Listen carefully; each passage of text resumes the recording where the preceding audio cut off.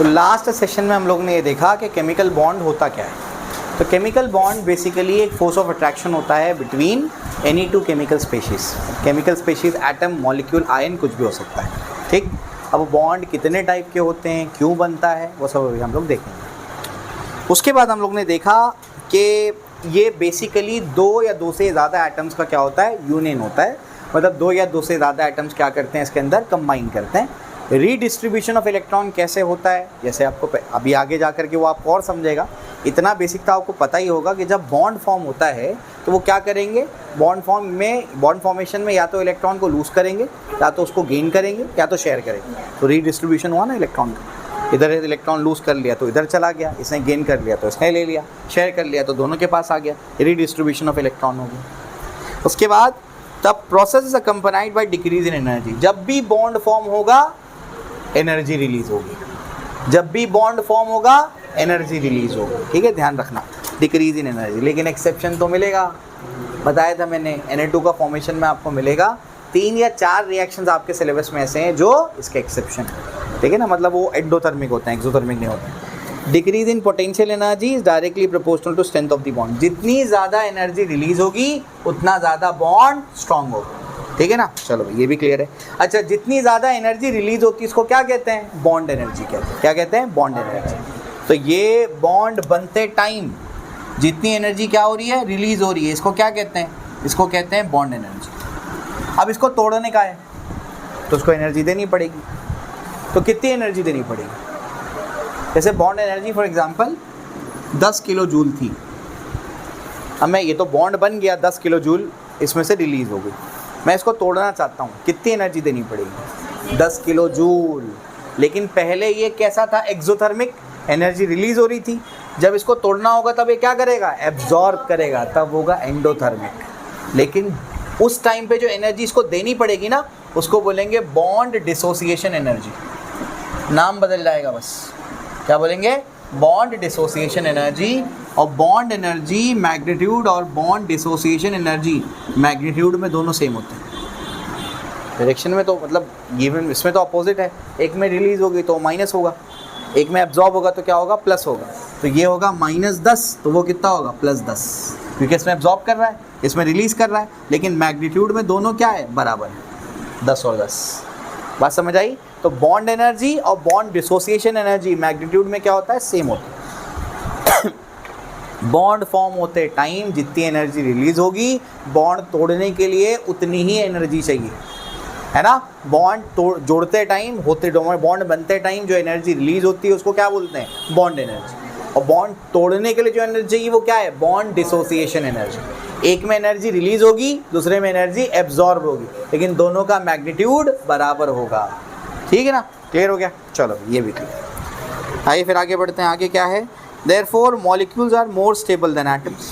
क्योंकि मॉलिक्यूल जब फॉर्म होगा तो कुछ एनर्जी तो रिलीज हो जाएगी, तो एनर्जी कम हो गई, जितना एनर्जी कम उतनी ज़्यादा स्टेबिलिटी, ठीक है ना। चलो क्लासिफिकेशन ऑफ बॉन्ड बता चुका हूँ मैं, strong bond, weak bond. Strong bond इनको तोड़ने के लिए, या फिर जिसको तोड़ने के लिए ज़्यादा एनर्जी चाहिए, या फिर जो जब बनता है तो ज़्यादा एनर्जी रिलीज करता है, क्योंकि दोनों तो सेम ही होता है। बात समझ आई। तो जिनको तोड़ने के लिए ज़्यादा एनर्जी चाहिए वो क्या है, स्ट्रॉन्ग बॉन्ड। जिनको तोड़ने के लिए वीक, बहुत कम एनर्जी चाहिए, वो क्या है, वीक बॉन्ड। स्ट्रॉन्ग बॉन्ड के एग्जांपल आयनिक, कोवेलेंट, कोऑर्डिनेट और मेटालिक। आयनिक, दो आयंस के बीच में, कोवेलेंट दो एटम्स के बीच में, कोऑर्डिनेट भी दो एटम्स के बीच में। लेकिन कोऑर्डिनेट और कोवेलेंट सेम है, क्या फ़र्क है बस, हाँ, इक्वल और अनइक्वल शेयरिंग का। कोऑर्डिनेट में इक्वल शेयरिंग ऑफ इलेक्ट्रॉन होगी, कोवेलेंट में इक्वल शेयरिंग ऑफ इलेक्ट्रॉन होगी और कोऑर्डिनेट में अनइक्वल शेयरिंग ऑफ इलेक्ट्रॉन होगी, ठीक है ना। चलो ये भी क्लियर है। मेटालिक मेटल्स के बीच में बनता है, दो मेटल्स के बीच में, ठीक है। हाइड्रोजन बॉन्ड और वैन डर वाल्स फोर्स, ठीक है ना। तो ये तो आपको पहले भी बता चुका हूँ मैं। अब कॉज ऑफ केमिकल कॉम्बिनेशन, दो कॉजेज है केमिकल कॉम्बिनेशन। प्राइमरी कॉज क्या है, एनर्जी रिलीज करना, एनर्जी को मिनिमाइज करना, ये प्राइमरी कॉज है। कोई भी दो एटम्स मिलकर के मॉलिक्यूल क्यों बनाना चाहते हैं, ताकि उनके अंदर जो एनर्जी है वो क्या हो जाए, कम हो जाए। एनर्जी वो रिलीज कर दे, एनर्जी कम हो जाए, एनर्जी कम होगी तो स्टेबिलिटी बढ़ जाएगी। पेज में गया, ठीक। तो ये प्राइमरी कॉज। ऑक्टेट कंप्लीट करे, ये प्राइमरी कॉज नहीं है। ये हो जाए तो ठीक है, नहीं हुआ तो रूल तो ब्रेक होता ही रहेगा। बात समझ आई। मैंने क्या बोला था, सिर्फ 4 एलिमेंट्स है जो क्या करते हैं, इस रूल को फॉलो करते हैं। बात समझ आई? वरना नोबल गैस कॉन्फ़िगरेशन को अटेन करना ये कोई रीज़न नहीं है बॉन्डिंग का, बस एक कहीं कहीं शुरुआत में पाया गया तो बस रूल बता दिया गया कि ये रूल हो सकता है। बात समझ आई? ठीक है ना शहजीन? तो मैं आपको क्या बोल रहा हूँ, मैं आपसे कह रहा हूँ कि 2 रीज़न से बॉन्ड बनाने। पहला रीज़न क्या है, एनर्जी को मिनिमाइज़ करना। दूसरा रीज़न क्या है, ऑक्टेट कंप्लीट करना। लेकिन ऑक्टेट कंप्लीट हो नहीं हो कोई फ़र्क नहीं पड़ता, ठीक है ना, हो भी सकता है नहीं भी हो सकता। जब 2 एटम्स, उनके पास एनर्जी है, बहुत सारी एनर्जी है, थर्मल एनर्जी, ये एनर्जी वो एनर्जी, 2 एटम्स अगर उनके पास बहुत सारी एनर्जी है, जब वो एक दूसरे को अप्रोच करेंगे तो क्या होगा, अट्रैक्शन डोमिनेट करेगा। बॉन्ड बनने के लिए क्या डोमिनेट करना चाहिए, अट्रैक्शन, तभी तो पास पास आकर के बॉन्ड बनाएंगे। रिपल्शन भी है कि नहीं है पता है ना, बताया था मैंने। 2 एटम्स के बीच में होता क्या है, एक का न्यूक्लियस है, इसका इलेक्ट्रॉन है, यहाँ पर न्यूक्लियस है, ये इलेक्ट्रॉन है यहाँ पर। बोलो, न्यूक्लियस क्या करेंगे, दूसरे को रिपल करेंगे। इलेक्ट्रॉन क्या करेंगे, दूसरे को रिपल करेंगे। लेकिन ये न्यूक्लियस को क्या करेगा, अट्रैक्ट करेगा। ये न्यूक्लियस क्या करेगा, इसको अट्रैक्ट करेगा। बात समझ आ रही क्या बोल रहा हूँ मैं? ये न्यूक्लियस क्या करेगा, इसको अट्रैक्ट करेगा।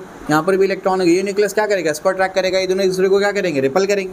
बात समझ आ रही क्या बोल रहा हूँ मैं? ये भी एक दूसरे को क्या करेंगे, रिपल करेंगे।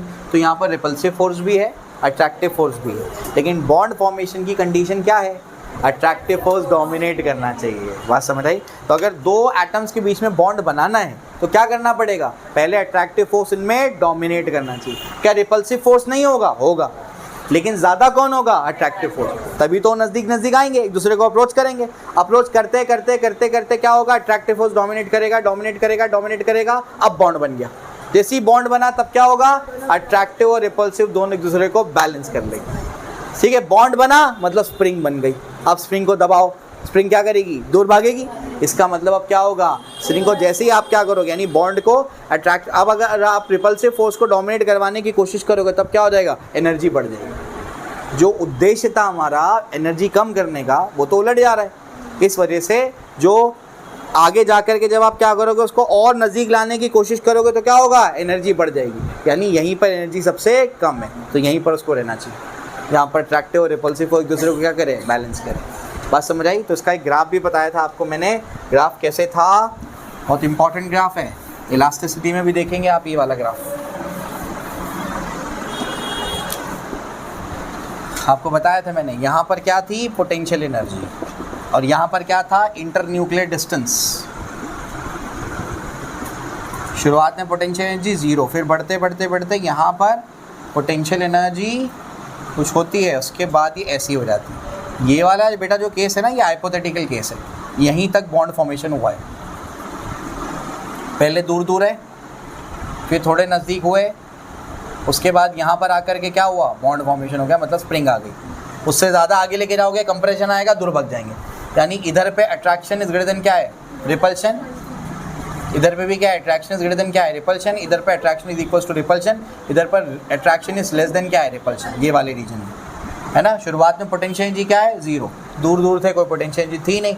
नज़दीक आते गए, अट्रैक्शन बढ़ता गया, पोटेंशियल एनर्जी कम होती गई, होते गए। जैसे ही बॉन्ड फॉर्म हुआ, पोटेंशियल एनर्जी क्या हो गई, सबसे मिनिमम पे आ गई। तो ये वाले पॉइंट पे पोटेंशियल एनर्जी क्या होती है, मिनिमम होती है। बात समझ आई? पोटेंशियल एनर्जी मिनिमम मतलब स्टेबिलिटी क्या होगी, मैक्सिमम। तो स्टेबिलिटी क्या होगी, मैक्सिमम। बात समझ आई? तो कोई भी 2 एटम्स बॉन्ड फॉर्म क्यों करते हैं, स्टेबिलिटी अटेन करने के लिए।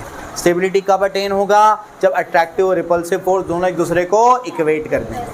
बात समझ आई, बैलेंस कर लेंगे, ठीक है ना। चलो भाई, यहाँ तक बात समझ में आती है। ये ग्राफ बहुत इंपॉर्टेंट था, आपको समझाया था मैंने। इसमें ये भी बताया था कि ये वाली जो एनर्जी है, ये जो एनर्जी रिलीज हुई, पहले कितनी थी, 0 थी। वो कम होते गए मिनिमम इतनी हो गई। तो ये बॉन्ड फॉर्मेशन में ये जो एनर्जी रिलीज हुई ना, इसको बोलते हैं बॉन्ड एनर्जी। ग्राफ में अगर कोई पूछे बॉन्ड एनर्जी क्या है, तो आप बोलोगे ये वाली एनर्जी। इस एनर्जी को क्या बोलेंगे, बॉन्ड एनर्जी। ये बॉन्ड एनर्जी, और यही क्या होगी, बॉन्ड डिसोसिएशन एनर्जी। पिता अपोजिट साइन। बात समझ आई, कोई दिक्कत नहीं है ना। चलो भाई, यहाँ तक समझ में आता है, क्लियर है। तो ये हो गया, ये भी आप लोगों को लास्ट टाइम समझाया था मैंने। Attraction is inversely proportional to energy, is directly proportional to stability.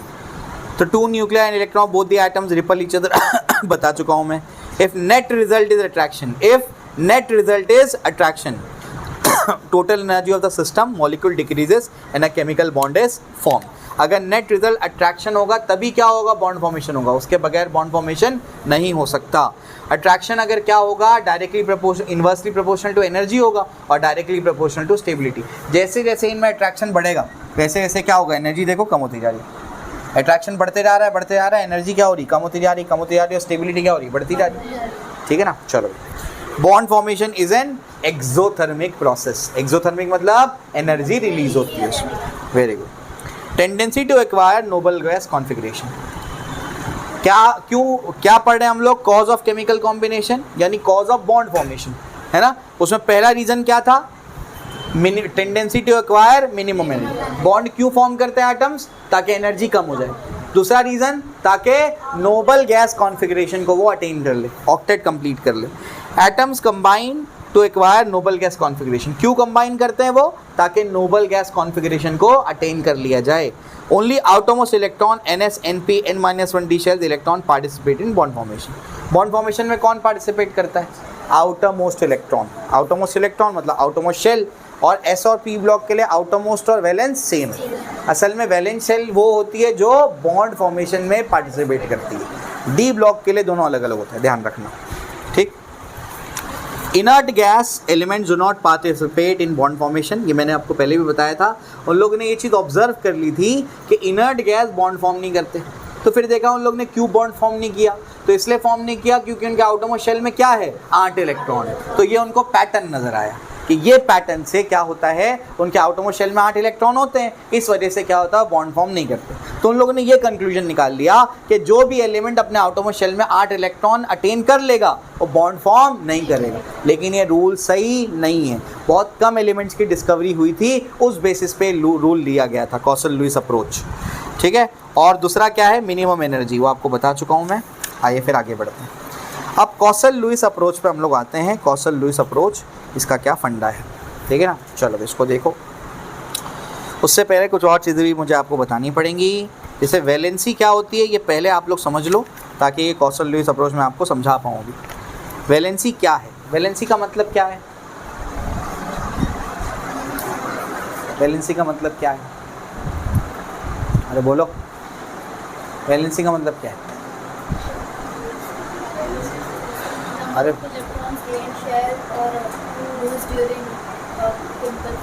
वो तो ऑक्सीडेशन हुआ, फिर ऑक्सीडेशन नंबर भी तो वही था।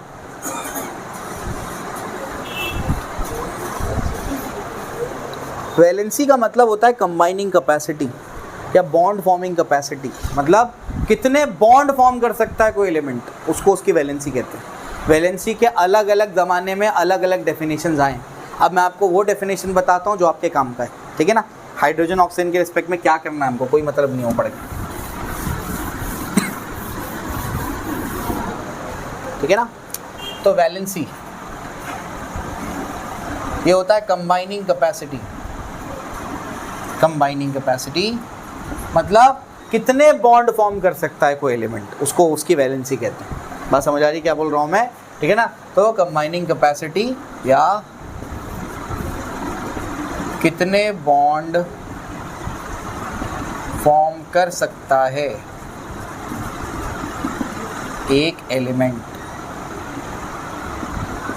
वो उसकी वैलेंसी होती है। एक एलिमेंट जितने बॉन्ड फॉर्म कर सकता है, जितने बॉन्ड फॉर्म कर सकता है एक एलिमेंट, वो उसकी वैलेंसी होती है। बात समझ आई, ठीक है ना। अब मेरी बात ध्यान से सुनना, मैं आपको इंपॉर्टेंट चीज़ें बता रहा हूँ, ठीक। चलो, तो वैलेंसी में आपको ग्रुप 1, ग्रुप 2, 13, 14, 15, 16, 17, 18 सब याद है ना, याद होने चाहिए, नहीं तो फिर मैं बता ही दूंगा आपको, ध्यान से सुनना। अभी मैं आपको पहले ये याद करा रहा हूँ कि वैलेंस शेल इलेक्ट्रॉन कितने उनके पास। वैलेंस शेल इलेक्ट्रॉन मतलब क्या, आउटरमोस्ट शेल में कितने इलेक्ट्रॉन्स, ठीक है ना। उसको कैसे याद रखने का ट्रिक याद रखो उसको। तो उसकी ट्रिक क्या होती है, आपको पता है ना। ग्रुप 1 क्या है, हेलिना की रब से फरियाद या हेलिना कब्र से फरार। तो लीना से याद रखो, लीना कब्र से फरार, ठीक है ना। उसके बाद बेटा, मांगे, कार, स्कूटर, बाप, राजी, है ना। ग्रुप 1, ग्रुप 2, ठीक। उसके बाद फिर ग्रुप 13, 14, 15 आता है, ये आपको पता ही है ना। तो जगह चाहिए मुझे, ये लिख लिया क्या?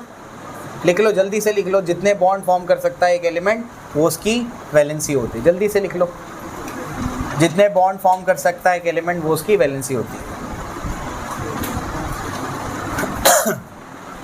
जितने बॉन्ड फॉर्म कर सकता है एक एलिमेंट वो उसकी वैलेंसी होती है।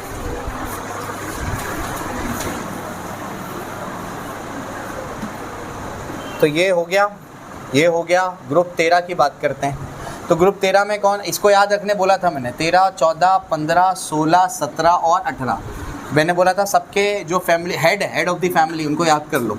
वो क्या है? बकनॉफ, है ना। और ये तो हीलियम नियॉन आएगा इसके अंदर, क्योंकि ऊपर हीलियम है ना। तो ये आपको बोला था मैंने। फिर उसके बाद ऐसे याद करने बोला था, बैंगन, आलू, गाजर, इन, थैला, है ना, इस तरीके से। उसके बाद ये क्या था? कहे शिवजी सुनो पार्वती, नाना पाटेकर असरानी सब बीमार, सब भिखारी है, सब बीमार, ठीक है। उसके बाद ओल्ड स्टाइल से टीपो। उसके बाद fluorine, chlorine, bromine, iodine, astatine, helium neon, argon, krypton, xenon और रेडॉन, ठीक है ना। चलो, तो इस तरीके से ये अपने पास है। अब याद ये रखो कि ये देखो ये 3 आ रहा है, बोरॉन में भी ये 3 आता है। बात समझ आ रही है क्या बोल रहा हूँ मैं? बोरॉन में ये बोरॉन अगर आप देखेंगे तो ये आपको 3 दिख रहा है कितने? हाँ, तो इसके आउटर शेल में कितने? 3 इलेक्ट्रॉन। बात समझ आई? उसके आगे नंबरिंग कर दो 3, फिर यहाँ क्या होंगे? 4, 5, 6, 7 और 8, ख़त्म। या तो इससे याद कर लो, या तो अगर कभी भूल गए तो बोरॉन में 3 दिखना चाहिए, तो वहाँ 3 है, उसके आगे 4, 5, 6, 7, 8। बात समझ आई? तो ये इधर पे कितने होंगे? 1 और 2। तो ये क्या बता रहा हूँ मैं? ये बता रहा हूँ वैलेंस शेल इलेक्ट्रॉन्स। क्या बता रहा हूँ? Valence shell electron. यानी अगर लिथियम बनाया जाए तो आउटरमोस्ट शेल में कितना इलेक्ट्रॉन होगा? सिर्फ 1 होगा। लिथियम में कितना होगा? सिर्फ 1 होगा। अगर बोरॉन बनाया जाए तो बोरॉन के आउटरमोस्ट शेल में कितना होगा? 1, 2, 3 इलेक्ट्रॉन होंगे। बात समझ आ रही क्या बोल रहा हूँ मैं? कार्बन फैमिली के कोई भी एलिमेंट में आउटरमोस्ट शेल में 4 इलेक्ट्रॉन। आउटरमोस्ट के क्यों याद रखने? क्योंकि बॉन्ड फॉर्मेशन में कौन काम आता है? Outer most. बात समझ आई? तो बॉन्ड फॉर्मेशन में कौन काम आएगा? Outer most. इस वजह से आउटर मोस्ट में कितने इलेक्ट्रॉन है याद रखने। कार्बन के आउटर मोस्ट शेल में 4, नाइट्रोजन फैमिली के 5, ऑक्सीजन फैमिली के 6, फ्लोरीन यानी हेलोजन फैमिली के 7 और इनर्ट गैसेस में आउटर मोस्ट शेल में तो 8 होते हैं। बात समझ आई? हीलियम में 2 होता है, इसको लिखा नहीं मैंने, ड्यूप्लेट फॉर्म करता है। तो ये वैलेंस शेल कितने इलेक्ट्रॉन्स है वो आपको याद रखना है। यहाँ तक सबको क्लियर है? कोई दिक्कत नहीं। अब मैं आपको एक बहुत इंपॉर्टेंट चीज़ बता रहा हूँ वैलेंसी से रिलेटेड, ध्यान से सुनना। ये याद कर लेना, हर जगह काम आएगा, बार बार काम आएगा। इनऑर्गेनिक में अगर आपको पीरियोडिक टेबल रटा हुआ नहीं है, आपके टिप्स पे अगर पीरियोडिक टेबल नहीं है, कुछ नहीं कर पाएंगे आप। सबसे पहले पीरियोडिक टेबल करना है आपको, समझे? चलो देखो अभी। अब अगर आप बोरॉन की बात करते हैं तो इसके वैलेंस शेल इलेक्ट्रॉन कैसे बनाते हैं डॉट स्ट्रक्चर में, वो बता रहा हूँ मैं आपको अभी। तो ये बोरॉन आपने लिखा, कितने हैं इसके पास आउटरमोस्ट शेल में? 3, 1, 2, 3। वो तीसरा यहाँ पर भी हो सकता था, कोई भी साइड पे लगा दो। बोरॉन की जो फैमिली है उन सब में यही कहानी होगी, सेम। बात समझ आई? उसके बाद कार्बन की बताओ, कार्बन वाले की कहानी बोलो जल्दी से। 1, 2, 3, 4। ये मत करना 1, 2, 3, 4, गलत, ऐसे नहीं करना। पहले सिंगल सिंगल लगाओ, उसके बाद पेयरिंग करना, ठीक है ना। तो कार्बन में क्या होगा बोलो? 1, 2, 3, 4।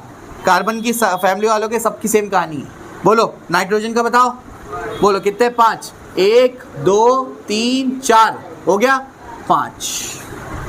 अब ध्यान से सुनना, सिंगल सिंगल कितने डॉट नजर आ रहे? तो बोरॉन 3 बॉन्ड बना सकता है, तो उसकी वैलेंसी कितनी है? 3। सिंगल डॉट कितने नजर आ रहे? तो कार्बन 4 बनाएगा नहीं, ये जरूरी नहीं है। 4 बना सकता है, 4 बनाएगा ये जरूरी नहीं है। क्या कर सकता है? 4 बना सकता है, ठीक है ना। जरूरत पड़ेगी तो 4 बना लेगा। 4 बॉन्ड, तो उसकी वैलेंसी क्या है? 4। ऑर्गेनिक में पढ़ते हैं कार्बन की वैलेंसी 4, इसी वजह से 4 हाइड्रोजन लगाते हैं।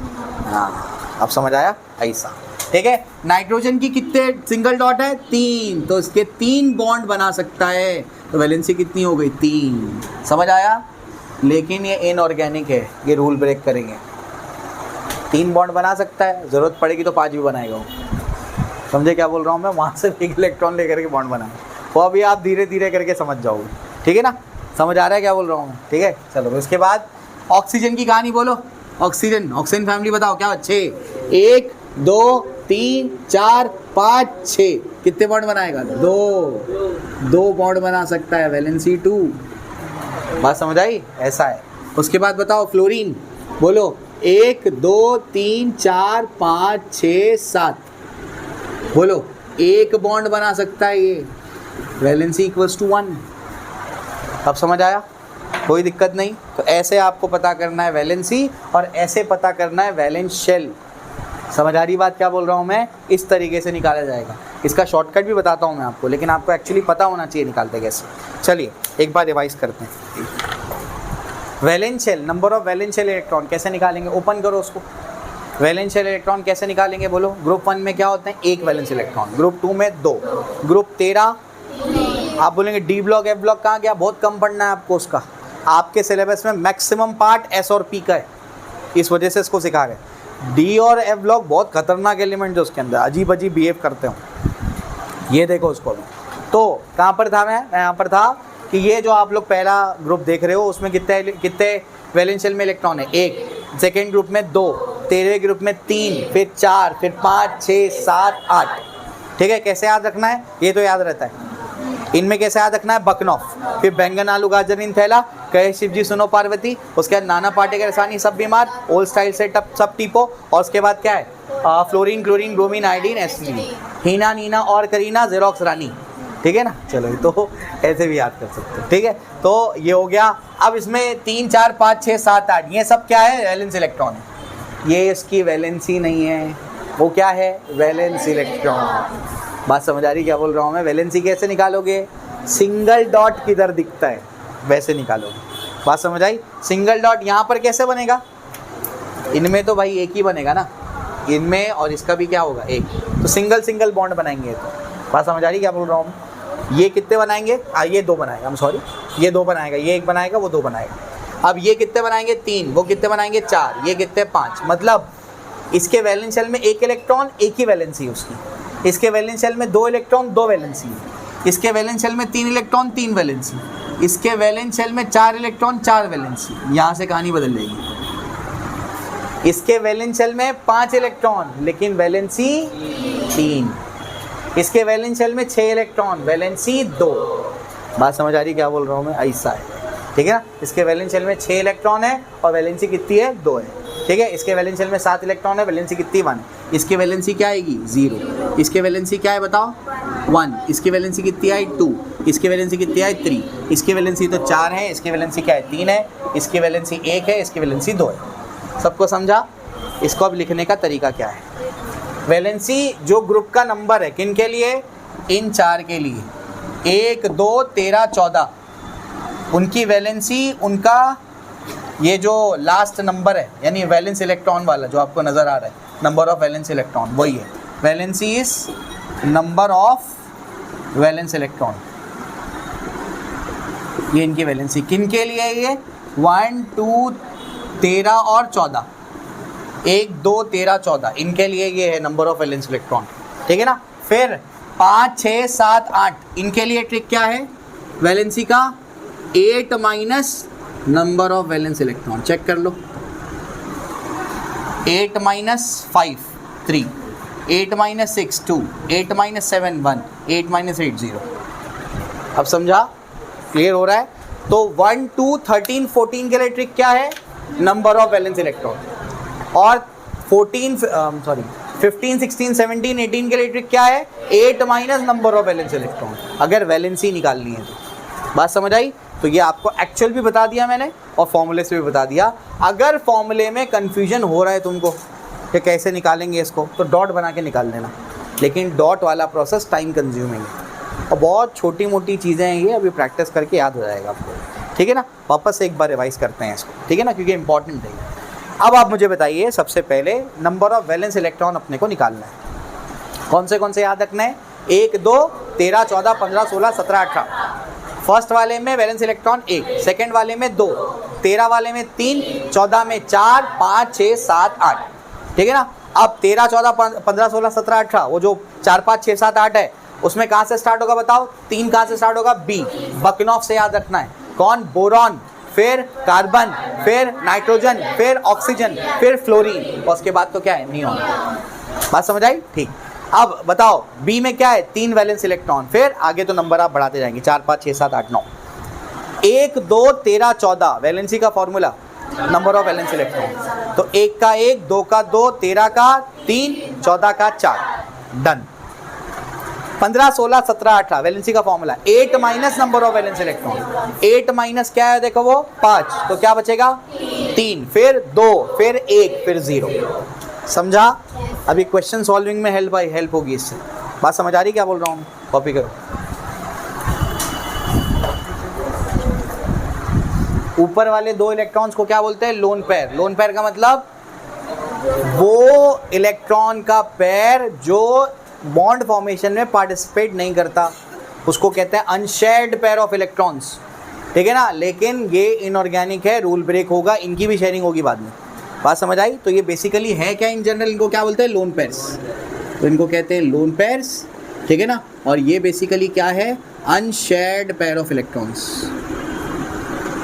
अनशेयर्ड पेयर ऑफ इलेक्ट्रॉन्स, इनको क्या कहते हैं? Lone pair. यहाँ पर लोन पेयर है, देखो ऑक्सीजन के पास कितने? 2 लोन पेयर है। इसके बाद 4 मत बोलना, पेयर बोल रहा हूँ, जोड़ी। तो 2 लोन पेयर है, यहाँ पर 1 लोन पेयर है, यहाँ पर 1 2 3 लोन पेयर है। बात समझ आई? तो ये याद रखना है आपको, लोन पेयर बॉन्ड फॉर्मेशन में पार्टिसिपेट नहीं करते under ordinary conditions. Special cases में वो भी कर देंगे। ठीक है ना? कोई रूल नहीं है इनऑर्गेनिक में, हर कोई रूल, यहाँ रूल बनेगा वहाँ ब्रेक हो जाएगा, ऐसी ही है इसके अंदर। ये भी कंप्लीट हो गया, ये तो आपको समझा दिया है ना। अब अपना मॉड्यूल चेक करो, उसमें वैलेंसी का फॉर्मूला गिवन है। मॉड्यूल में वैलेंसी का लास्ट में दिया हुआ है with respect to oxygen hydrogen, वो सब छोड़ दो, ओल्ड कॉन्सेप्ट है वो, कोई काम के नहीं हमारे। न्यू कॉन्सेप्ट में चेक करो, वैलेंसी का फॉर्मूला क्या है? Number of valence electron. और बाकियों के लिए वैलेंसी का फॉर्मूला क्या है? 8 minus number of valence electron. बात समझ आई? वो वाला शॉर्टकट आपको है, मैंने आपको एक्चुअल तरीका बताया वो कहाँ से आया, शॉर्टकट भी याद रहे तो बेहतर है। ठीक, अब उसमें देखो 1A 2A 3A 4A करके लिखा हुआ है, तो वो ओल्ड नॉमेनक्लेचर के हिसाब से, पहले पीरियोडिक टेबल में इंग्लैंड के हिसाब से ये नेमिंग है, लेकिन अभी IUPAC वो मानता है जो USA यूज़ करता है, अमेरिका, तो वही हम लोग यूज़ करते हैं फर्स्ट ग्रुप सेकेंड ग्रुप करके। ठीक है ना? अब आप खुद पहचानिए कौन सा ग्रुप कौन सा है, बताइए। 1A 2A 3A 4A, इसमें सिर्फ SS आ रहा है वो S ब्लॉक होता है, जिसमें SP आ रहा है वो P ब्लॉक होगा, जिसमें SPD आएगा वो D ब्लॉक, जिसमें SPDF आएगा वो F ब्लॉक। अब समझ गए? तो देख के समझ आ रहा है कि पहले 2 तो S ब्लॉक के, और 1A 2A देख करके क्या समझ आ रहा है? 1A 2A देख करके समझ आ रहा है वो 1 और 2 यानी फर्स्ट और सेकेंड ग्रुप है, लिख लो उसको। तो ये क्या है आपका? ये आपका यहाँ पर फर्स्ट ग्रुप है, ये क्या है? सेकेंड ग्रुप है। ठीक है ना? 3A क्या है बताओ? 3A 4A 13th और 14th, तो 13th और 14th, तो इन सब के लिए रूल आपको बताया था मैंने, नंबर ऑफ वैलेंस इलेक्ट्रॉन। ठीक, उसके बाद 5A 6A 7A और 8A, बोलो 0 ग्रुप भी बोलते हैं उसको, तो क्या होगा वो? 15th group, 16th group, 17th group और 18th ग्रुप, या 0 ग्रुप भी कहते थे उसको, 0 ग्रुप भी कहते हैं, आपको नाम तो सुना होगा आपने। ठीक है ना? तो इस तरीके से ये हो गया valency 8 minus number of valence electron. तो आपको देख के ही समझ आ रहा है 15 में 5 है, तो 5 8 माइनस 5, तो वहाँ पर कितना होगा? 3 होगा, वैलेंसी नीचे लिखी गई है। ठीक है? तो अब इसको देखने की ज़रूरत नहीं है, मैंने जो बताया उससे याद रहेगा, इससे कंफ्यूज हो गया अभी तो। बात समझ आई? तो जो मैंने बताया उसको याद कर लो। ठीक, चलो वो समझाया था बस मैं कि 1A 2A 3A 4A देख करके घबराओ मत, वही मतलब है उसका जो आपने पढ़ा है। ठीक है ना? वही फॉलो करना है जो है। ठीक, हाँ, all elements of a group have the same valency because they have the same number of वैलेंशियल electron. एक फैमिली के सारे इलेक्ट्रॉन्स के सारे एलिमेंट्स के पास क्या होगी? वैलेंसी सेम होगी, है ना? क्योंकि वो एक ही हिसाब से वो वेरिएशन बताते हैं। चलो भाई, अब आते हैं हम लोग कोवेलेंट बॉन्ड पे। कोवेलेंट बॉन्ड बनता कैसे। तो कोवेलेंट बॉन्ड कैसे बनता है, आयनिक लास्ट में पढ़ेंगे हम। कोवेलेंट बॉन्ड कैसे बनता है, by equal sharing of electrons. क्यों शेयरिंग करनी है उसको, ऑक्टेट कंप्लीट करने के लिए, गलत। मैं आपको असल चीज़ पढ़ाता हूँ अभी। कोवेलेंट बॉन्ड टीचर यही पढ़ाएगा आपको आके कि कोवेलेंट बॉन्ड क्यों फॉर्म होता है, ऑक्टेट कंप्लीट करने के लिए।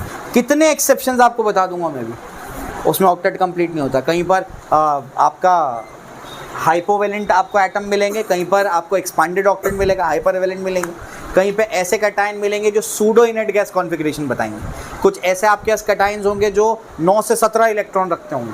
तो हर जगह पर रूल ब्रेक होगा। तो कोवेलेंट बॉन्ड बनता क्यों है, कोवेलेंट बॉन्ड हमको ये समझता था कि क्यों बनता है, ऑक्टेट कंप्लीट करने के लिए, लेकिन असल में कोवेलेंट बॉन्ड इसलिए बनता है ताकि वो अपने अनपेयर्ड इलेक्ट्रॉन की पेयरिंग कर ले। कोवेलेंट बॉन्ड क्यों बनता है, ताकि वो क्या करे, अपने अनपेयर्ड इलेक्ट्रॉन की पेयरिंग कर ले। अनपेयर्ड इलेक्ट्रॉन शायद याद होगा एटॉमिक स्ट्रक्चर में बताया था मैंने बोला था एटॉमिक स्ट्रक्चर बैकबोन है पूरे फिजिकल केमिस्ट्री, इनऑर्गेनिक ऑर्गेनिक का। एटॉमिक स्ट्रक्चर नहीं आएगा, इनऑर्गेनिक नहीं समझ सकते, ऑर्गेनिक भी नहीं समझेगा आप। हाइब्रिडाइजेशन वगैरह तो यहीं सीखोगे तुम, और उसके लिए एटॉमिक स्ट्रक्चर आना चाहिए। चलो मतलब समझाता हूँ। तो याद रखना कोवेलेंट बॉन्ड बनता कैसे है, bye mutual sharing of electron. बनता क्यों है, ऑक्टेट कंप्लीट करने के लिए नहीं। कोवेलेंट बॉन्ड का ऑक्टेट कंप्लीट करने से कोई लेना देना नहीं है। ऑक्टेट कंप्लीट हो गया अच्छी बात है, नहीं हुआ कोई बात नहीं। कोवेलेंट बॉन्ड क्यों बनता है, अनपेयर्ड इलेक्ट्रॉन की पेयरिंग के लिए। लिखो वहां पर नोट में, बुक में यहाँ पर जो स्पेस दिया हुआ है ना, यहाँ पर लिख लो। कोवेलेंट बॉन्ड क्यों बनता है, कोवेलेंट बॉन्ड इसलिए बनता है, लिखो। कोवेलेंट बॉन्ड इसलिए बनता है ताकि, कोवेलेंट बॉन्ड नासिर है वहाँ पर, हाँ, कोवेलेंट बॉन्ड इसलिए बनता है ताकि एलिमेंट अपने अनपेयर्ड इलेक्ट्रॉन की पेयरिंग कर ले। कोवेलेंट बॉन्ड इसलिए बनता है ताकि एलिमेंट अपने अनपेयर्ड इलेक्ट्रॉन की पेयरिंग कर ले। वहीं कहीं आसपास लिख लो, कोवेलेंट बॉन्ड का ऑक्टेट कंप्लीट करने से कोई लेना देना नहीं है। कोवेलेंट बॉन्ड फॉर्मेशन का ऑक्टेट कंप्लीट करने से कोई लेना देना नहीं है। ऑक्टेट कंप्लीट हुआ तो भी ठीक, नहीं हुआ तो भी ठीक, ठीक है। लिख लो वहां पर, ऑक्टेट कंप्लीट हुआ तो भी ठीक, नहीं हुआ तो भी ठीक, दोनों केसेस में चलेगा। कोवेलेंट बॉन्ड का फॉर्मेशन होगा उसमें। ऑक्टेट कंप्लीट हुआ तो भी ठीक, नहीं हुआ तो भी ठीक, ठीक है। अनपेयर्ड इलेक्ट्रॉन की पेयरिंग के लिए कोवेलेंट बॉन्ड बनता है, ठीक है ना। तो अभी बताता हूं मैं वो कैसे क्या होता है, अभी समझोगे आप उसको, ठीक है ना। चलो भाई, अभी कोवेलेंट बॉन्ड का फॉर्मेशन थोड़ा समझते हैं, पहले डेफिनेशन रीड कर लो। Covalent bond is form by mutual sharing of electron between two atoms of electronegative elements to complete their octet, ठीक है ना। तो दो एटम जो इलेक्ट्रोनेगेटिव एलिमेंट्स होंगे उनका ऑक्टेट कंप्लीट करने के लिए ये लिखा हुआ है, लेकिन ये सही नहीं है, क्योंकि अभी आप पढ़ोगे इसके बारे में। अरे उससे पहले एक और चीज़ थी, भूल गया मैं बताना। कोवेलेंट बॉन्ड से कॉसल-लुईस अप्रोच कहाँ बताया तुमको मैंने, नहीं बताया ना। कॉसल, ये वाला पार्ट मैंने पहले क्या बोला, पहले वैलेंसी पढ़ाता हूँ ना, एक चीज़ रहेगी। क्यों ऐसा मैं कह रहा हूँ, क्योंकि यहाँ पर जो कोवेलेंट, यहाँ तक समझ में आया ना कोवेलेंट का, आगे कंटिन्यू करेंगे उसको। कॉसल-लुईस अप्रोच में देखो क्या है, एक्सेप्शन ऑफ ऑक्टेट रूल, इतने सारे एक्सेप्शन, कोवेलेंट बॉन्ड की एक्सेप्शन है, अभी समझाता हूँ, ठीक है। पीछे आ जाओ वापस से, 48 पे आ जाओ। कॉसल-लुईस अप्रोच, वो लेविस नहीं है, वो क्या है, Lewis. Kossel Lewis approach to chemical bonding. अब कॉसल-लुईस ने अपना क्या तरीका बताया केमिकल बॉन्डिंग का, आइए उसको समझते हैं, ठीक है ना। तो अब जो है कॉसल और लुईस ने ये कहा, every atom has a tendency to complete its octet in outermost shell. हर एटम क्या चाहता है, अपने आउटरमोस्ट शेल में 8 इलेक्ट्रॉन को कंप्लीट करना चाहता है, ये वो कोशिश करता है। हो जाए तो ठीक है, नहीं होगा तो तब भी वो बॉन्ड बना लेगी, ठीक है ना। चलो उसके बाद क्या, hydrogen has a tendency to complete its duplet. Hydrogen क्या कंप्लीट करेगा, ड्यूप्लेट। क्यों, क्योंकि हाइड्रोजन से सबसे नजदीक वाली गैस कौन है, नोबल गैस, हीलियम। कौन है, हीलियम। तो हाइड्रोजन और लिथियम क्या करते हैं, हीलियम के जैसा बनना चाहते हैं, बात समझ आए, और बाकी सब उसके ग्रुप में जो आपका नोबल गैस होगा उसके जैसा बनना चाहते हैं, ऐसा इनको लगता था, बात समझ आई। अब इसके बहुत ड्रॉबैक्स होंगे, उसके बाद हम लोग क्या करेंगे, नई थ्योरी पढ़ेंगे। नई थ्योरी क्या है, वैलेंस बॉन्ड थ्योरी, फिर VSEPR थ्योरी, फिर मॉलिक्यूलर ऑर्बिटल थ्योरी, ये तो बहुत सारी थ्योरी पढ़नी है अपने को, ठीक है ना। अच्छा, इस चैप्टर की तुमको पता है दिक्कत क्या है, इस चैप्टर की दिक्कत ये है कि जब तुम ये चैप्टर पढ़ लेते हो तो समझ में तो आ जाएगा, कोई दिक्कत नहीं है, इतना जिस हिसाब से मैं पढ़ा रहा हूँ उस हिसाब से भेजे में तो जाएगा, लेकिन जब तुम प्रॉब्लम सॉल्व करने बैठोगे तो जो क्वेश्चन आएगा और उसका जो भी फॉर एग्जांपल आपको आंसर निकालने बोला जाए तो वो अलग अलग थ्योरी से आप सॉल्व कर सकते हैं उसका। जैसे फॉर एग्जांपल आपको निकालने बोला जाए बॉन्ड एनर्जी, तो आप वो VBD से भी निकाल सकते हैं, हाइब्रिडाइजेशन से भी निकाल सकते हैं, और आपका MOT से भी निकाल सकते हैं, इन सब से निकाल सकते हैं आप। अब आप बोलेंगे ठीक है ना, सबसे निकाल सकते हैं, बहुत अच्छी बात है, लेकिन प्रॉब्लम ये है सबसे आंसर अलग अलग आता है तो आपको ये समझना पड़ेगा कौन सी सिचुएशन में कौन सी थ्योरी लगानी है, ये समझना इंपॉर्टेंट है, समझे। अगर वो नहीं पता होगा तो गड़बड़ करोगे, और जो अलग थ्योरी से तुम आंसर निकालोगे वो सब ऑप्शन में मौजूद होगा। वह समझ आ रही क्या बोल रहा हूँ मैं, तो ये आपको समझना है। पहली चीज़, कौन सी थ्योरी कब लगानी है ये समझना है। दूसरा, कोई भी अगर आपको मैं कंपाउंड दे दूँ तो देख कर के आपको पहचानने आना चाहिए ये आयनिक है, कोवेलेंट है, कोऑर्डिनेट है, मेटालिक है, क्या है, बात समझ आई। दो चीज़ें आपको पक्के तौर पे आना चाहिए चैप्टर में। पहला क्या, कौन सी थ्योरी कब लगानी है, वो तो अभी आप समझोगे धीरे धीरे करके। दूसरी चीज़, कंपाउंड का फॉर्मूला देख करके आपको समझना है कि वो कंपाउंड में आयनिक बॉन्ड है, कोवेलेंट बॉन्ड है, कोऑर्डिनेट है, मेटालिक है, क्या है, कौन सा बॉन्ड है, बात समझ आई। अभी समझेगा धीरे धीरे करके। चलो, अब हाइड्रोजन की टेंडेंसी क्या है, ड्यूप्लेट कंप्लीट करने की, यानी हाइड्रोजन कभी भी ऑक्टेट कंप्लीट कभी भी नहीं कर सकता, हो ही नहीं सकता उसका ऑक्टेट कंप्लीट, क्यों, वो ड्यूप्लेट कंप्लीट करता है, ठीक है ना। चलो भाई, to acquire inert gas configuration atoms lose, gain और शेयर इलेक्ट्रॉन। वो क्या करते हैं, इलेक्ट्रॉन को लूज करेंगे, गेन करेंगे या शेयर करेंगे, किसके हिसाब से, कॉसल और लुईस के हिसाब से, उनको ऐसा लगता था, ठीक है ना। चलो, इसके बाद tendency of atoms to achieve 8 electron in the outermost shell is known as Lewis octet rule. Lewis octet rule क्या है, हर एटम क्या चाहता है, उसके आटोमोस्ट शेल में क्या हो जाए, 8 इलेक्ट्रॉन आ जाए, ये चाहता है, ये लुईस ऑक्टेट रूल बोलते हैं उसको, ठीक है ना। तो जैसे H2O क्या करता है, ओबे करता है लुईस ऑक्टेट रूल, लेकिन BaCl2 वहीं दिया हुआ है, does not obey octet rule. BeCl2 क्या करता है, ऑक्टेट रूल को ओबे नहीं करता है, वो बात समझ आ रही है क्या बोल रहा हूँ मैं, वो उसको रूल को ओबे नहीं करेगा। देखो B के आटोमोस्ट शेल में कितने इलेक्ट्रॉन है, 1 2 3 4, 4 इलेक्ट्रॉन है, जबकि क्या बोला गया था, हर एटम के आटोमोस्ट शेल में कितने होने चाहिए, 8। बेरिलियम के कितने, 4 इलेक्ट्रॉन आ रहे हैं, कहाँ ओबे कर रहा है। जबकि ऑक्सीजन को चेक करो कितने इलेक्ट्रॉन आ रहे हैं, 2 4 6, 2 डॉट मतलब 2 इलेक्ट्रॉन, तो 2 4 6 और 8 इलेक्ट्रॉन। हाइड्रोजन का ड्यूप्लेट कंप्लीट, हाइड्रोजन का ड्यूप्लेट कंप्लीट। क्लोरीन का चेक करो, यहाँ पर ऑक्टेट कंप्लीट है क्या, 2 4 6 8, दोनों क्लोरीन का ऑक्टेट कंप्लीट है, लेकिन बेरिलियम का ऑक्टेट कंप्लीट नहीं है, फिर भी वो बॉन्ड फॉर्म कर लेते हैं। जबकि इन लोग क्या बोल रहे थे, बगैर ऑक्टेट फॉर्म किए एटम्स बॉन्ड फॉर्म नहीं कर सकते, वो बॉन्ड ही इसलिए फॉर्म करते हैं कि ऑक्टेट कंप्लीट करें। लेकिन ऐसा अपने को कंपाउंड मिल गया BeCl2, जिसमें क्या हो रहा है, बेरिलियम का ऑक्टेट कंप्लीट नहीं है, आटोमोस्ट शेल में कितने हैं, 4 इलेक्ट्रॉन है, फिर भी बॉन्ड बन गया वहाँ पर, बात समझ आई, ठीक। आइए, तो इसी वजह से ये जो आपका कॉसल लुईस अप्रोच है वो शुरू होते ही खत्म हो गया, ठीक है ना। अब इससे आपको क्या पढ़ा रहे, भी एक्सेप्शंस पढ़ा रहे, क्या पढ़ा रहे, एक्सेप्शंस, ठीक है ना। आइए इसको समझते हैं। तो इनकम्प्लीट ऑक्टेट मॉलिक्यूल, अब आपको ऐसे मॉलिक्यूल वो बताएंगे ढूंढ के जिसमें ऑक्टेट कंप्लीट नहीं होता, बस समझ आ रही क्या बोल रहा हूँ, ऑक्टेट कंप्लीट नहीं होता जिसमें, ठीक है ना। चलो भाई, तो इसमें ऑक्टेट कंप्लीट नहीं हुआ, जैसे halides of 3rd group, BF3, AlCl3, BCl3, hydrides of 13th group, etcetera etcetera, ठीक है ना। चलो भाई, तो ये सब में क्या बता रहा है, ये सब में वो इलेक्ट्रॉन जो है बेसिकली आटोमोस्ट शेल में जो 8 इलेक्ट्रॉन है वो कंप्लीट नहीं हो रहे, ठीक है ना। चलो भाई समझाता हूँ मैं, ऑक्टेट आपको क्या करना है, कंप्लीट करना है। कैसे इसको काउंट करते हैं मैं आपको तरीका बताता हूँ, ठीक। एग्जाम्पल के तौर पे अगर आप क्या करोगे, अगर आप सबसे पहले यहाँ पर BeCl2 की बात करते हो, तो अभी आपको बताया मैंने Be में कितना वैलेंसी है उसकी, बताओ जल्दी से, बी की वैलेंसी कितनी है? बेटा मांगे कार स्कूटर, वैलेंसी 2 है। वैलेंसी कितनी है? 2 है। और क्लोरीन की वैलेंसी कितनी है? 1। क्लोरीन की वैलेंसी कितनी है? 1। 8 - 7 1 है ना, तो 1। तो जब भी आपको ऑक्टेट रूल ओबे करता है कि नहीं करता है, ये आपको पता करना है, तो आप क्या कर रहे हो, उनके वैलेंसी को ऐड कर दो। ऐड वैलेंसीज, पता लग जाएगा आपको कंप्लीट हो रहा है कि नहीं हो रहा है। सेंट्रल एटम के हिसाब से ही हम लोग पता करें। बता जैसे बेरिलियम का कितनी वैलेंसी है? 2।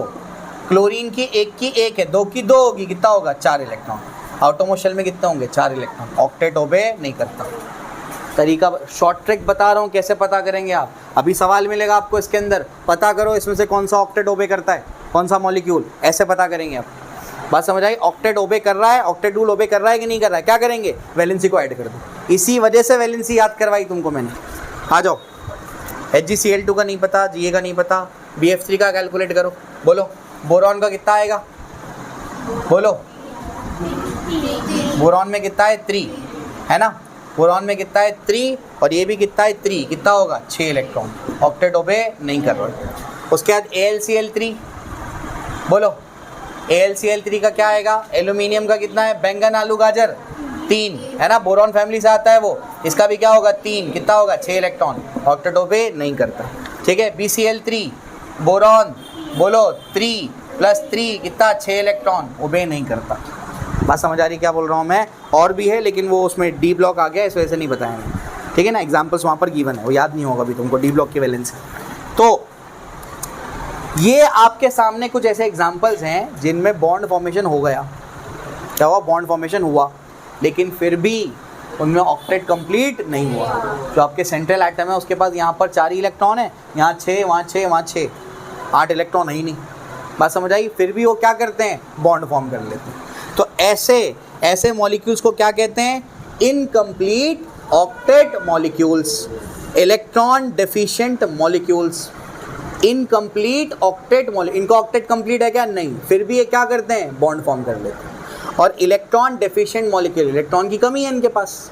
बात समझ आ रही है क्या बोल रहा हूँ मैं? ठीक है। इनका और एक नाम है जिसको कहते हैं हाइपोवैलेंट मॉलिक्यूल्स। लिख लो वहाँ पर, हाइपोवैलेंट। हाइपोवैलेंट मॉलिक्यूल्स भी बोलते हैं इसको।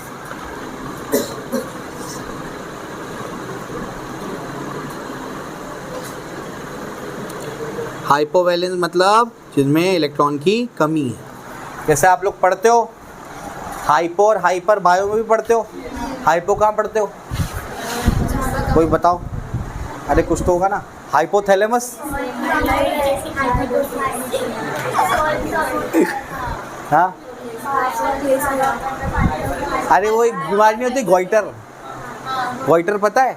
यहाँ से ऐसा मोटा हो जाता है, पता है ना? तो गोइटर में उसमें हाइपो कुछ, हाइपर ऐसा कुछ होता है।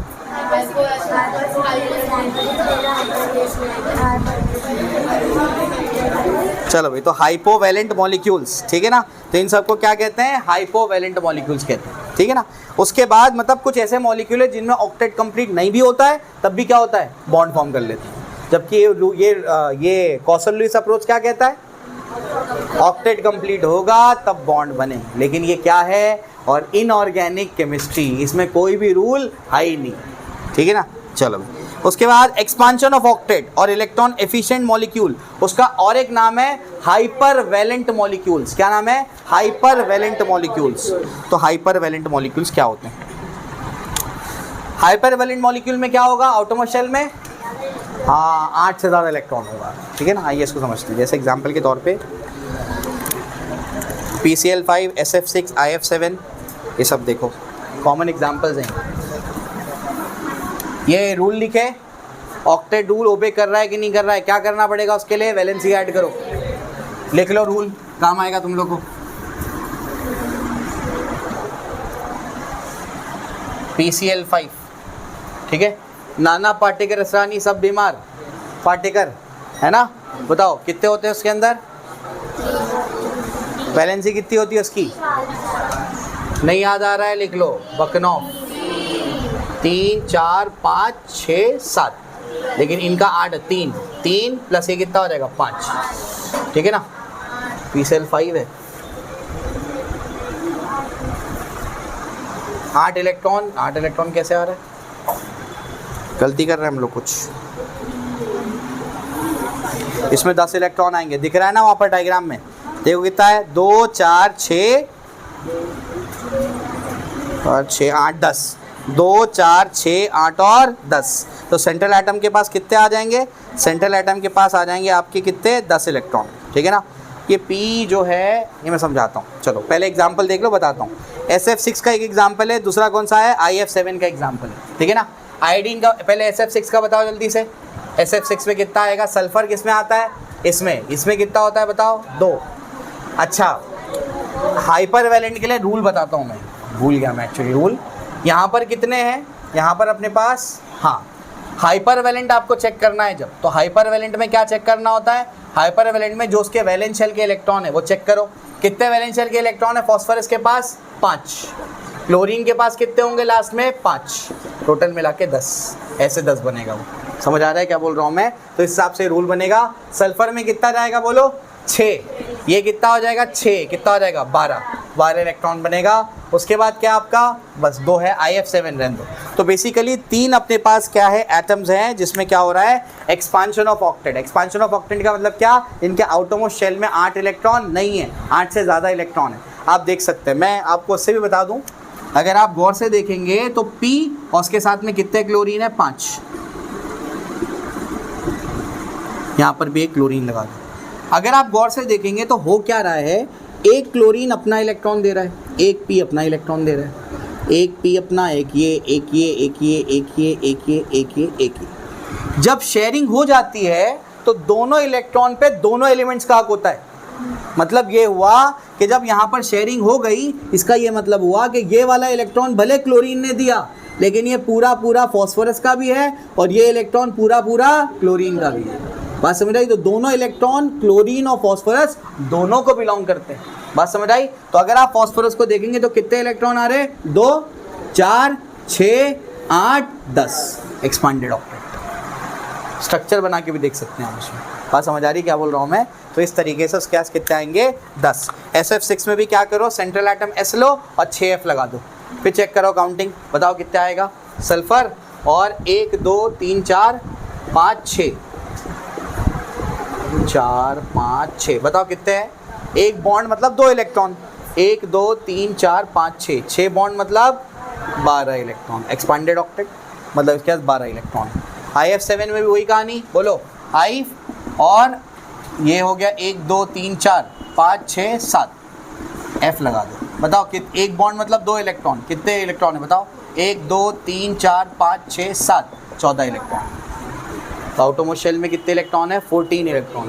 तो ये क्या है? एक्सपांडेड ऑक्टेट है। बात समझ आ रही क्या बोल रहा हूँ मैं? लेकिन मतलब आउटरमोस्ट शेल में 8 से ज़्यादा इलेक्ट्रॉन होने के बाद भी ये क्या बना रहे हैं? बॉन्ड बना रहे हैं। बात समझ आई? तो कोई रूल तो हुआ ही नहीं ना, ऑक्टेट तो कोई रूल है ही नहीं। ऑक्टेट रूल तो बस कुछ एलिमेंट्स पे लगा, उसके बाद तो कोई लगता ही नहीं है वो, ठीक है ना। चलो भाई, असल में वही है, ये लोग सब्जेक्ट को समझ ही नहीं पाए। समझ रहे हो? कुछ चीज़ों पे अप्लाई हो जाता है, उसके बाद बाकी चीज़ों पे नहीं, ये एक्सेप्शन है, सब्जेक्ट समझ ही नहीं पाए शायद, ठीक है ना। चलो भाई, तो ये ठीक। उसके बाद क्या है आगे? ये भी हो गया, इसके एग्जांपल्स दे दिए मैंने। ये कुछ बेसिक एग्जांपल याद रखने हैं जो यहाँ पर एक्सपांडेड ऑक्टेट वाले गिवन है, याद रखना ही, ठीक है। और भी एग्जांपल्स हैं, मैं टैब लाया नहीं, लिखा था मैंने उसमें, मैं आपको ला करके देता हूँ, ठीक है ना। तो सूडो इनेट गैस कॉन्फ़िगरेशन, ये भी आपको देखना है अभी। इसके बाद अच्छा, ये भी इसके अंदर एक काम है, NCERT के जो पॉइंट जो सब इंक्लूड कर रहा हूँ मैं इसके अंदर, लेकिन फिर भी NCERT की एक बार रीडिंग लगानी है आपको इनऑर्गेनिक में। इनऑर्गेनिक में पढ़ना पड़ेगा NCERT, ठीक है ना। तो सारे पॉइंट जब मैं, तुमको पता नहीं है, मैं एक लेक्चर जब तुमको पढ़ाने बैठता हूँ तो कभी मैं एक लेक्चर के लिए 3-3 घंटे बैठ करके नोट्स बनाता हूँ तुम्हारे, कि ये भी बताना है, ये भी बताना है, ये पॉइंट भी इंक्लूड करना है। NCERT के ऑलमोस्ट सारे पॉइंट्स इंक्लूड कर दिए मैंने, बस इन टेक्स्ट के कुछ सवाल रह गए, तो वो आपको देखने पड़ेंगे। आपको एक बार रीडिंग लगाने का टाइम दूंगा मैं, तो आप रीडिंग लगाना उसकी NCERT की। इनऑर्गेनिक में करना पड़ेगा आपको ये, ठीक है ना, जैसे बायो में कर रहे हैं। देखो साइंस में ना 2 ऐसे सब्जेक्ट्स हैं जिनमें कॉन्सेप्ट भी बहुत है, न्यूमेरिकल की प्रैक्टिस भी बहुत है, वो है फिजिक्स और फिजिकल केमिस्ट्री। कॉन्सेप्ट पहले समझना पड़ेगा, फिर न्यूमेरिकल्स की प्रैक्टिस करनी पड़ेगी, सिमिलर सब्जेक्ट्स। दो ऐसे सब्जेक्ट्स हैं जिसके आप जितनी ज़्यादा रीडिंग करोगे उतना ज़्यादा आप बेहतर बनोगे उसके अंदर, वो है बायोलॉजी और इनऑर्गेनिक केमिस्ट्री। जितना ज़्यादा रीडिंग किया, थोड़ा बहुत सॉल्विंग किया ठीक है, लेकिन जितना ज़्यादा रीड किया उतना बेहतर होगा इसके अंदर। कौन कौन से सब्जेक्ट है वो? बायोलॉजी और इनऑर्गेनिक केमिस्ट्री। दो ऐसे सब्जेक्ट है जिनका कंसेप्ट थोड़ा बहुत समझ में आया, लेकिन जितनी प्रैक्टिस करोगे वो उतना उसमें बेहतर होंगे। वो है ऑर्गेनिक केमिस्ट्री और मैथमेटिक्स। इस तरीके से बाइफर्केशन है, समझे? दो जो सबसे पहले जो सब्जेक्ट बना है वो सबसे खतरनाक सब्जेक्ट है। क्यों?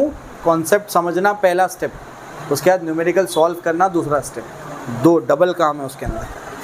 बायोलॉजी और इनऑर्गेनिक में रीडिंग करो, समझ लो, बार बार रीड करते रहो और बेहतर होते जाओगे उसके अंदर। ऑर्गेनिक और मैथमेटिक्स में जितनी प्रैक्टिस करोगे इतना बेहतर। Organic is like mathematics. Organic अच्छा करना है, 3 काम करो। क्या? प्रैक्टिस, प्रैक्टिस और प्रैक्टिस, और कुछ नहीं कर सकते, बस प्रैक्टिस करो उसकी। प्रैक्टिस करो, रिएक्शंस को याद रखो, प्रैक्टिस करो, उसी से बेहतर होगा, ठीक है ना? चलो,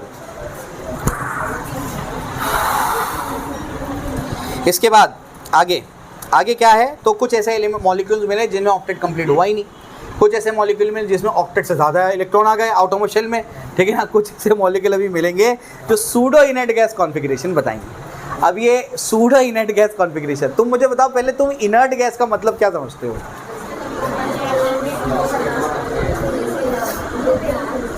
हाँ बोलो बोलो।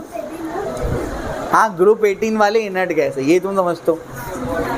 हाँ, जो बॉन्ड नहीं बनाते वो इनर्ट गैस है। मैं आपको आज सही डेफिनेशन बताता हूँ।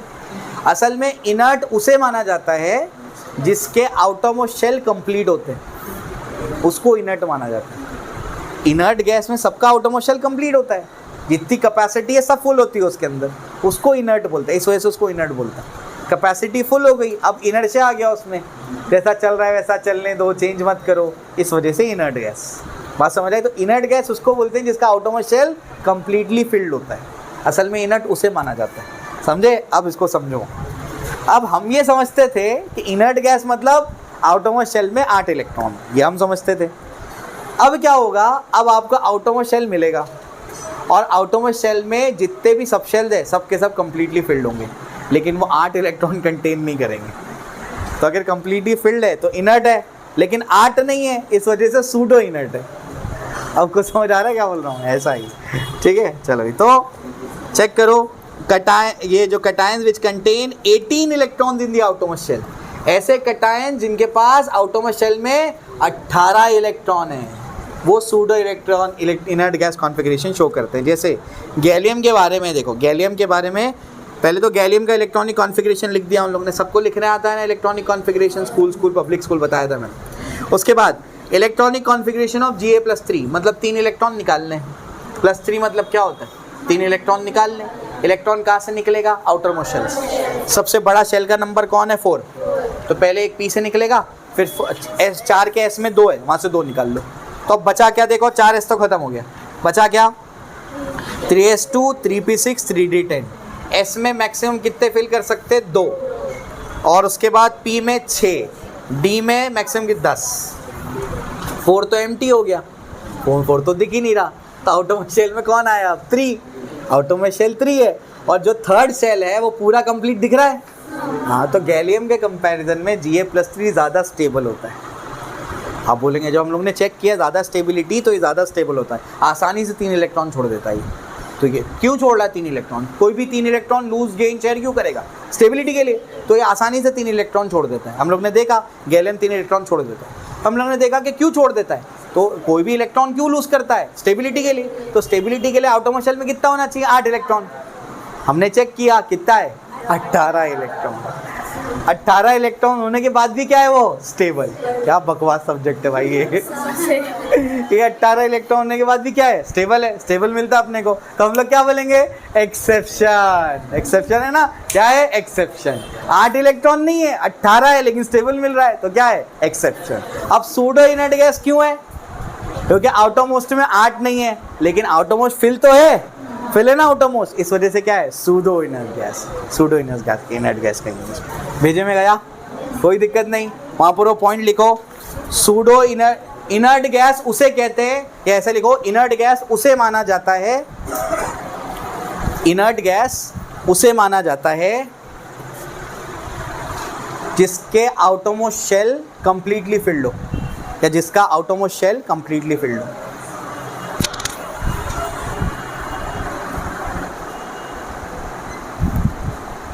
इनर्ट उसे माना जाता है जिसका आउटरमोस्ट शेल, इनर्ट गैस नहीं, इनर्ट, हाँ, इनर्ट उसे माना जाता है जिसका आउटरमोस्ट शेल कंप्लीटली फिल्ड हो।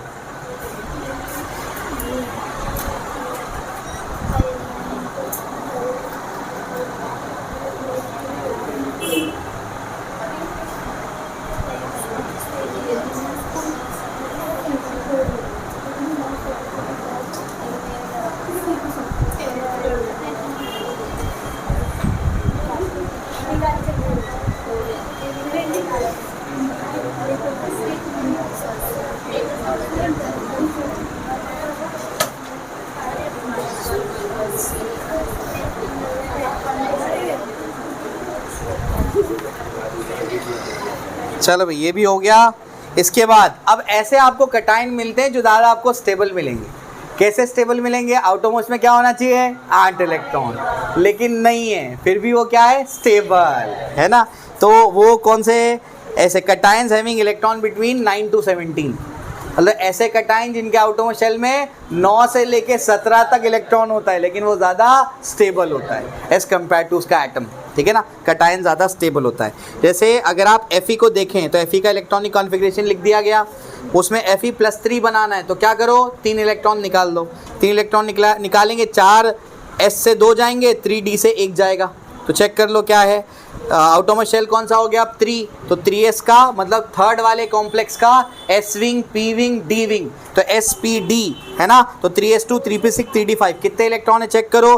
6, 2, 8, 8, 5 कितना हो जाएगा? 13, मतलब 18 से कम इलेक्ट्रॉन है। 18 से कम है मतलब सूडो इनर्ट गैस कॉन्फ़िगरेशन में नहीं आता, लेकिन 8 से ज़्यादा है, इस वजह से ये कैटेगरी में आएगा।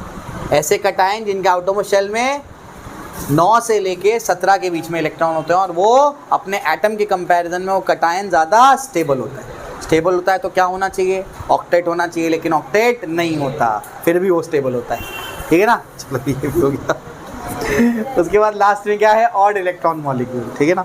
ऑड इलेक्ट्रॉन मॉलिक्यूल, अब ऑड इलेक्ट्रॉन मॉलिक्यूल उनका भी ऑक्टेट कंप्लीट नहीं होता। ऑड इलेक्ट्रॉन मॉलिक्यूल जो होते हैं, यानी क्या? ऑड इलेक्ट्रॉन का मतलब या तो उनके वैलेंस शेल में ऑड इलेक्ट्रॉन्स है, ऑड नंबर ऑफ इलेक्ट्रॉन्स है, या तो उनके टोटल नंबर ऑफ इलेक्ट्रॉन्स क्या है? ऑड है। दोनों ही केसेस में ऑक्टेट कंप्लीट नहीं होगा उसको, हमेशा कोई ना कोई तो अनपैड रह जाएगा उसके लिए, ऑक्टेट कंप्लीट नहीं होगा, ठीक है ना। चेक कर लो उसको। ऑड इलेक्ट्रॉन में अगर NO की बात करेंगे, NO आउटरमोस्ट शेल के इलेक्ट्रॉन बता दो बस। इसके आउटरमोस्ट में कितने हैं? 5। ऑक्सीजन के आउटरमोस्ट में कितने हैं? 6। 5 + 6 कितना होगा? 11 इलेक्ट्रॉन। 11 इवन है क्या ऑड है? ऑड है। ऑड इलेक्ट्रॉन मॉलिक्यूल भी क्या होते हैं? स्टेबल होते हैं, लेकिन उनका भी ऑक्टेट कंप्लीट नहीं होता। बात समझ आई, ठीक है ना। इनका टोटल भी निकालोगे तो वही कहानी आएगी। नाइट्रोजन क्या होता है बताओ? नाइट्रोजन क्या होता है? 7। ऑक्सीजन का क्या होता है? बोलो एटॉमिक नंबर। 8, ठीक है, तो 13, तब भी ऑड आया। तो या तो टोटल इलेक्ट्रॉन निकाल लो, या तो क्या करो? वैलेंस इलेक्ट्रॉन निकाल लो। दोनों ही केस में क्या आएगा? ऑड आएगा। बात समझ आ रही क्या बोल रहा हूँ मैं? दोनों ही केस में क्या आएगा? ऑड आएगा। तो इस वजह से ये अपना क्या है, यहाँ पर ये ऑड इलेक्ट्रॉन मॉलिक्यूल भी ऑक्टेट रूल को ओबे नहीं करते। तो ऑक्टेट रूल को कौन कौन ओबे नहीं करता बताओ? कोई एलिमेंट ओबे नहीं करता हुआ है। तो 4 एलिमेंट ओबे करते हैं। कौन कौन? कार्बन, नाइट्रोजन, फ्लोरीन, ऑक्सीजन, ठीक है ना। तो ये लोग क्या करते हैं? ओबे करते हैं। तो यहाँ पर एक्सेप्शन जो गिवन है वो क्या है? ऐसे मॉलिक्यूल जिनका ऑक्टेट इनकम्प्लीट है, यानी हाइपोवैलेंट मॉलिक्यूल, फिर हाइपरवैलेंट मॉलिक्यूल, फिर सूडो इनर्ट गैस कॉन्फ़िगरेशन वाले मॉलिक्यूल, है ना। मतलब आउटरमोस्ट शेल में कितने होंगे? 18 इलेक्ट्रॉन। बात समझ आई। उसके बाद क्या? 9 से 17 इलेक्ट्रॉन जो होंगे आउटरमोस्ट शेल में वो। इसमें एक आता है pseudo inert gas +2 electrons, pseudo inert gas configuration +2 electron. Book में नहीं है, एक्स्ट्रा एक केस है, वो बताऊंगा मैं आपको। OP टंडन में गिवन है वो, उसके ऊपर सवाल आया था एक बार, मैं कराऊंगा वो केस आपको, ठीक है ना। तो इसमें भी नहीं होगा। 9 से 17 अगर इलेक्ट्रॉन होंगे आउटरमोस्ट शेल में तब भी वो स्टेबल होंगे, लेकिन उनका ऑक्टेट कंप्लीट नहीं होगा। और ऑड इलेक्ट्रॉन मॉलिक्यूल होंगे, मतलब आउटरमोस्ट शेल में या तो ऑड इलेक्ट्रॉन है या तो टोटल नंबर ऑफ इलेक्ट्रॉन भी क्या है? ऑड है। उनका भी ऑक्टेट कंप्लीट नहीं होगा, फिर भी वो क्या करेंगे? बॉन्ड फॉर्म करेंगे और स्टेबल हो जाएंगे। बात समझ आई, ठीक है ना। तो ये इसका हाई, ठीक है। चलो कोवेलेंट बॉन्ड अगले सेशन में,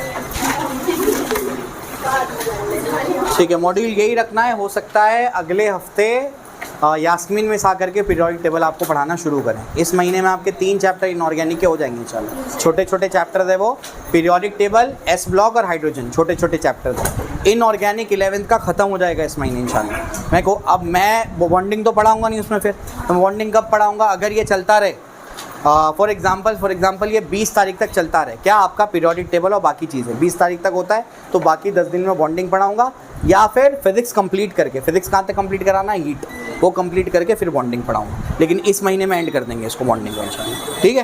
क्लियर हो गया, चलो।